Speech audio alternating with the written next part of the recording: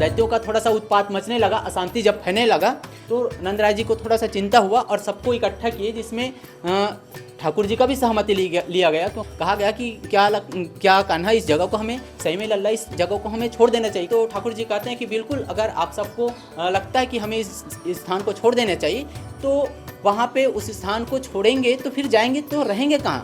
तो हम, ठाकुर जी का कहना है कि हम ऐसे जगह में रहेंगे जहाँ सुख शांति हो, और ऐसा कहाँ हो सकता है, सिर्फ वन में हो सकता है। कि ठाकुर जी बाल अवस्था में पूरे दिन भर का समय वंशीवट में व्यतीत करते थे। ठाकुर जी ने पहली बार भी बांसुरी वंशीवट में ही धारण किया था। गाय जब दूर चली जाती थी तो उनको बुलाने के लिए, गोपियों को रिझाने के लिए इस वट वृक्ष के ऊपर बैठ के ठाकुर जी बांसुरी बजाया करते थे, जिसके वजह से ही क्षेत्र का नाम पड़ा वंशीवट।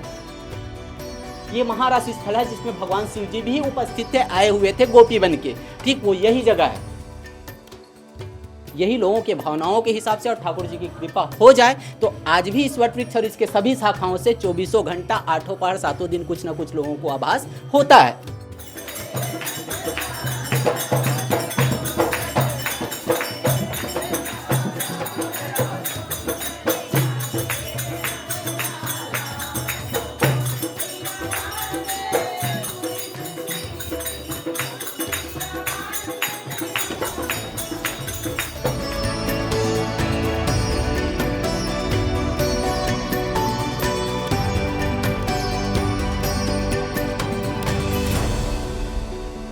राधे राधे जी, ਤੁਸੀਂ ਦੇਖਦੇ ਹੋ ਸਿਟੀ ਹੈਡਲਾਈਨਸ ਤੇ ਮੈਂ ਅੰਬਰਵੀਰ। ਤੇ ਹੁਣ ਤੁਹਾਨੂੰ ਅਸੀਂ ਵਰਿੰਦਾਵਨ ਦੇ ਵਿੱਚ ਇੱਕ ਹੋਰ ਮੰਦਿਰ ਦਿਖਾਵਾਂਗੇ ਜਿਹਦਾ ਨਾਮ ਹੈਗਾ ਵੰਸੀ ਵਟ। ਤੇ ਇੱਥੋਂ ਦੀ ਜਿਹੜੀ ਮਹਿਮਾ, ਇਹ ਵੰਸੀ ਵਟ ਜਿਹੜਾ ਵਟ ਨੂੰ ਬਰਗਦ ਦੇ ਪੇੜ ਨੂੰ ਕਿਹਾ ਜਾਂਦਾ। ਤੇ ਆਓ ਆਪਾਂ ਅੰਦਰ ਚੱਲਦੇ ਹਾਂ, ਪੰਡਤ ਜੀ ਨਾਲ ਕੁਝ ਗੱਲਾਂ ਬਾਤਾਂ ਕਰਾਂਗੇ, ਤੁਹਾਨੂੰ ਇਤਿਹਾਸ ਬਾਰੇ ਜਾਗਰੂਕ ਕਰਾਂਗੇ ਵੀ ਇੱਥੋਂ ਦਾ ਇਤਿਹਾਸ ਕੀ ਹੈ। ਤੇ ਨਾਲੇ ਕਿਹਾ ਜਾਂਦਾ ਕਿ ਜਿਹੜੀ ਜਗ੍ਹਾ ਇਹ ਗੁਪਤ ਸੀਗੀ, ਪੁੱਛਾਂਗੇ ਕਿਉਂ ਗੁਪਤ ਸੀਗੀ। ਤੇ ਜਿਹੜੀ ਇੱਥੇ ਕੀ ਕਾਨਹਾ ਜੀ ਜਿਹੜੇ ਨੇ ਆਪਣੇ, ਉਹ ਇੱਥੇ ਗਊਆਂ ਚਰਾਉਣ ਆਉਂਦੇ ਹੁੰਦੇ ਸੀਗੇ। ਜਦੋਂ ਛੋਟੇ ਹੁੰਦੇ ਸੀ ਉੱਥੇ ਗਊਆਂ ਚਰਾਉਣ ਆਉਂਦੇ ਹੁੰਦੇ ਸੀਗੇ। ਤੇ ਇਸੇ ਚੀਜ਼ ਚੱਲਦੇ ਹੋਏ ਆਪਾਂ ਪੰਡਤ ਜੀ ਨਾਲ ਗੱਲਾਂ ਬਾਤਾਂ ਕਰਾਂਗੇ, ਇੰਟਰਵਿਊ ਕਰਾਂਗੇ। ਤੇ ਆਓ ਆਪਾਂ ਚੱਲਦੇ ਹਾਂ। ਆਓ ਹੁਣ ਆਪਾਂ ਪੰਡਤ ਜੀ ਨਾਲ ਗੱਲਬਾਤ ਕਰਦੇ ਨਾਲ ਇੱਥੋਂ ਦਾ ਇਤਿਹਾਸ ਪੁੱਛਦੇ ਹਾਂ। ਵਾਂਸੀ ਵਟ ਦਾ ਜਿਹੜਾ ਇਤਿਹਾਸ ਹੈ ਉਹ ਕੀ ਇਤਿਹਾਸ ਹੈ, ਤੇ ਕੀ ਅੱਜ ਦੇ ਟਾਈਮ ਦੇ ਵਿੱਚ ਵੀ ਜਿਹੜਾ ਕਿ ਵ੍ਰਿਕਸ਼ ਉਹਨੂੰ ਕੰਨ ਲਾ ਕੇ ਬਾਂਸੁਰੀ ਸੁਣਦੀ ਹੈ। ਆਓ ਆਪਾਂ ਚੱਲਦੇ ਹਾਂ, ਨਾਲੇ ਗੱਲਬਾਤ ਕਰਦੇ ਹਾਂ। राधे राधे पंडित जी। जय श्री राधे। तो वंशीवट बिहारी लाल की जय। तो पंडित जी हमें बताइए कि जो ये वंशीवट है इसका इतिहास क्या है, सबसे पहले तो ये बताइए। बिल्कुल बिल्कुल। देखिए, आप सबको नमस्कार, जय श्री राधे। आप सबको पता है कि ठाकुर जी का प्रादुर्भाव कंस कारागार में हुआ। बिल्कुल जी। वहाँ से वासुदेव जी लेके गए गोकुल और नंदगांव में ठाकुर जी पले बढ़े। और वहाँ से जब दैत्यों का थोड़ा सा उत्पात मचने लगा, अशांति जब फैलने लगा, तो नंदराय जी राजा होने के नाते चिंता तो होना ही चाहिए। तो नंदराय जी को थोड़ा सा चिंता हुआ और सबको इकट्ठा किए, जिसमें ठाकुर जी का भी सहमति लिया गया, क्योंकि उनकी भगवत्ता को बचपन से पहचाना जाता था, क्योंकि बड़े बड़े दैत्यों का विनाश जो है उनके बचपन में ही हुआ था। तो उनसे भी सलाह और परामर्श लिया गया। कहा गया कि क्या कान्हा, इस जगह को हमें सही में लल्ला, इस जगह को हमें छोड़ देना चाहिए, क्योंकि एक इंसान को अपना मूल निवास स्थान छोड़ने में, क्योंकि वो आसक्त रहता है, काफ़ी आदमी को असमंजस सा लगता है कि एक इंसान अपना मूल निवास स्थान नहीं छोड़ सकता है। तो वहाँ पे ठाकुर जी से परामर्श लिया गया, सलाह लिया गया। तो ठाकुर जी कहते हैं कि बिल्कुल, अगर आप सबको लगता है कि हमें इस स्थान को छोड़ देना चाहिए, तो वहाँ पे उस स्थान को छोड़ेंगे तो फिर जाएंगे तो रहेंगे कहाँ।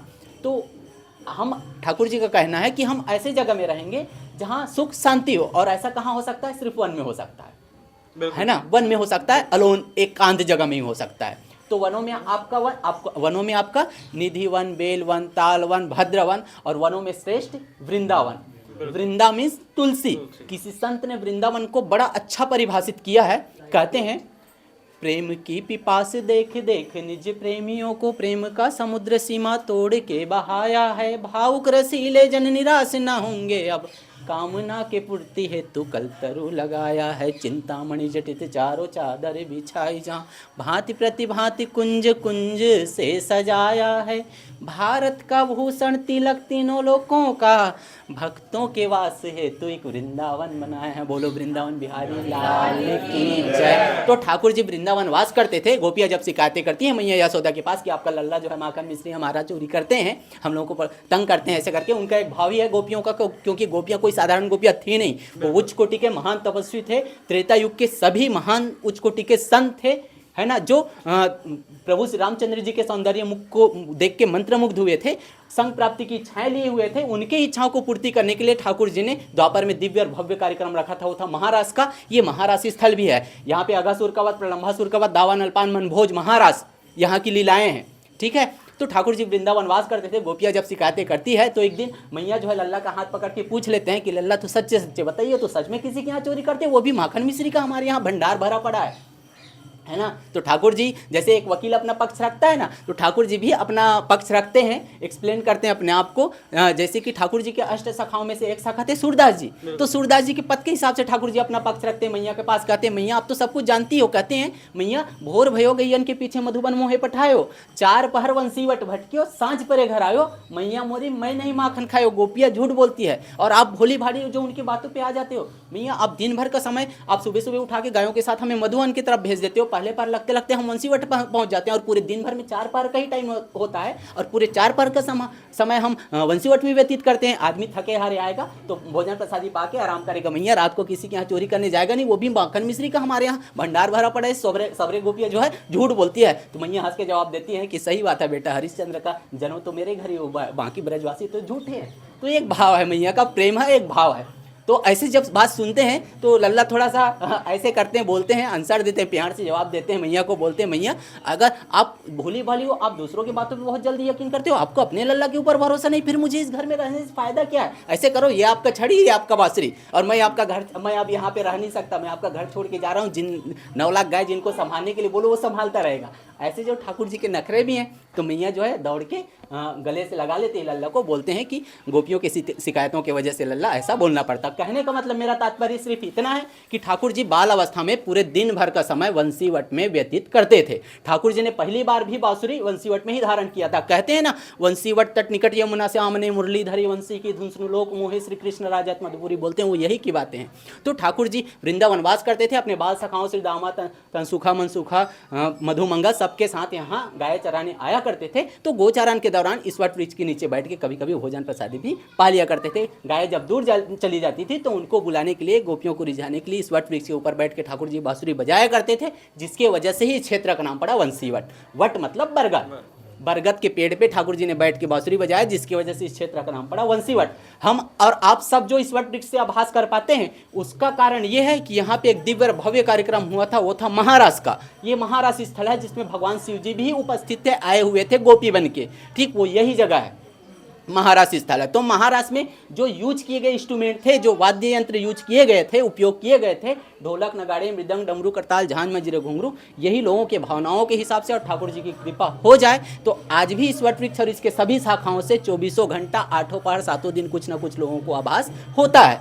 बहुत सारे लोगों को वाइब्रेशन जैसा फील हो सकता है, वाइब्रेट जैसा फील हो सकता है, कुछ लोगों को हार्ट बीट जैसा भी फील हो सकता है। कहने का मतलब क्या है कि एक पॉजिटिव ऊर्जा, एक एनर्जी यहाँ पे है जो लोगों को महसूस होता है ना। और ना भी हुए तो ये सब बात हम लोगों के लिए बहुत मायने रखता है कि भाई, क्योंकि मैं अपना पर्सनल आपको एक्सपीरियंस बता रहा हूँ। मैं छत्तीसगढ़ का रहने वाला हूँ। छत्तीसगढ़ में वैष्णव परिवार से ही बिलोंग करता हूँ। परंपरा चले आ रहा था संन्यास का, हमारे दादाजी जी के ज़माने से चलते आ रहा है। हमारे छोटे चाचा जी भी लिए, दादाजी भी लिए, हमारे छोटे दादाजी और हमारे फूफा जी भी लिए। तो ये परंपरा को हमने मम्मी पापा के एक्सपायर के बाद उसको हमने कंटिन्यू रखा है। छत्तीसगढ़ से हम पद यात्रा करके आए वृंदावन में अनिरुद्धाचार्य जी के आश्रम में आए, गौरी गोपाल आश्रम में। एक अशोक नाम का लड़का था जिसने हमें बताया कि वंशीवट का नाम का कोई जगह है वृंदावन में जहाँ पे बांसुरी का आवाज़ सुनाई पड़ता है। हम सिर्फ इतना चाहते थे भाई हमें कुछ अनुभव हो ना हो, क्योंकि हमारा हो सकता है भावना गोपियों की तरह ना हो, हमें बांसुरी की आवाज़ ना सुनाई पड़े या हमें कुछ महसूस ना हो। तो क्या हम हिंदू धर्म वालों के लिए या हम सनातन धर्म के लिए क्या ये बातें मायने नहीं रखता है कि भाई जिस वट वृक्ष पे बैठ के ठाकुर जी आज से 5,500 साल पहले बाल अवस्था में बांसुरी बजाया करते थे, उस वट वृक्ष के इस कलिकाल में साक्षात दर्शन हो पा रहे हैं, ये अपने आप में बहुत बड़ी बातें हैं। ये सोच के हम यहाँ पे आए थे। तो हमारा सपना भी यहीं से पूरा हुआ है संन्यास का। हमारे जो हमारा गुरुदेव भगवान जिनको हम मानते हैं, वंशीवट पीठाधीश्वर महामंडलेश्वर श्री श्री 1008 श्री जयराम दास जी महान और ठाकुर जी की असीम कृपा की वजह से हम आप सबके सामने हैं, है ना। तो प्रमाण भी बहुत सारे जगह पे हैं।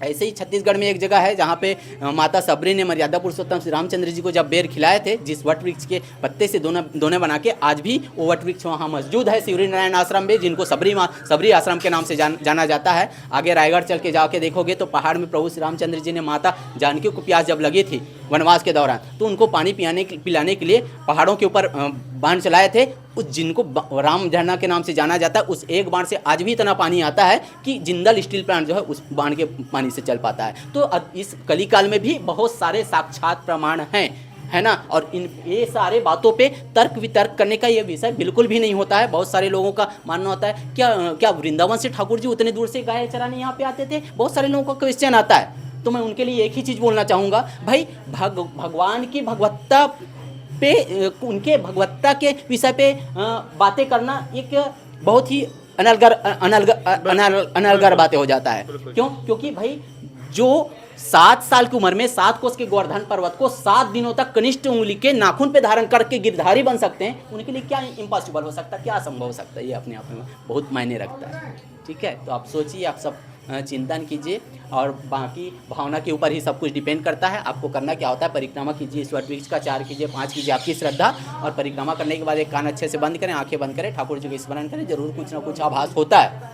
ठीक है, बहुत सारे लीलाएं तो पूरे ब्रज 84 कोस में फैले हुए हैं, अद्भुत हैं, है ना। और ठाकुर जी की लीला तो उनकी बात ही क्या कहना, वो तो एक इंसान का पूरा जीवन चरित्र खत्म हो सकता है, कई जन्म लग सकते हैं, क्योंकि वो तो अनंत है। कहते हैं ना, हरि अनंत हरि कथा अनंता, कहीं सुनहि बहुविधि सब संता।